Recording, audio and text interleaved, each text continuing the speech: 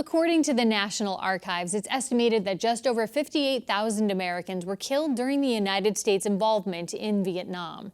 That count would undoubtedly have been higher if not for the action of medics rushing into the line of fire to save lives. And it's the picture of a Pittsfield native on the battlefield that would famously depict the struggles that medics faced each day in Vietnam. Connecting Point's Ross Lipman has the story of the photos in Time magazine that gave a new face to the war in Vietnam and how the man pictured in them is being honored today.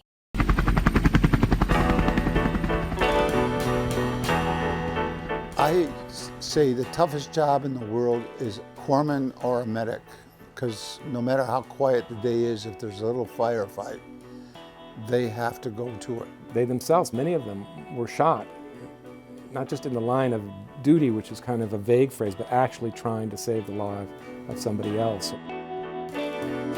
It was the unparalleled access to the images of war which catapulted Vietnam's place in our nation's memory.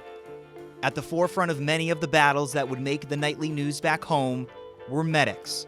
Their job, erase the evidence of battle and ultimately save lives. One of them was Pittsfield's James Callahan. I didn't grow up with him, but he was in my town for years and years. I think I knew him before he went, and I was unbelievable when his picture came in Time magazine, and he was a true medic. This image, one in a series of photos taken in June 1967 during a battle north of Saigon by Henry Hewitt and landing on the pages of Time magazine, personified the responsibility, pressure, and in many cases, the futility soldiers faced in Vietnam. It is certainly the case that medics were in the unenviable position of not only being vulnerable to ambush and wave attacks in the middle of the night, but they were charged with the responsibility to go out and help wounded and dying soldiers who were often under active gunfire, pinned down in these exposed positions. Probably the most dangerous job you could have if you were in a combat unit in Vietnam.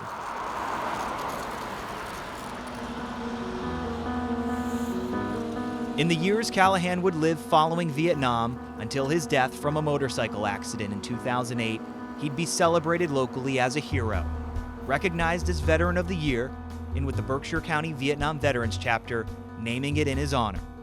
The photos becoming a symbol for the burden many just like him faced each day, remembering the war.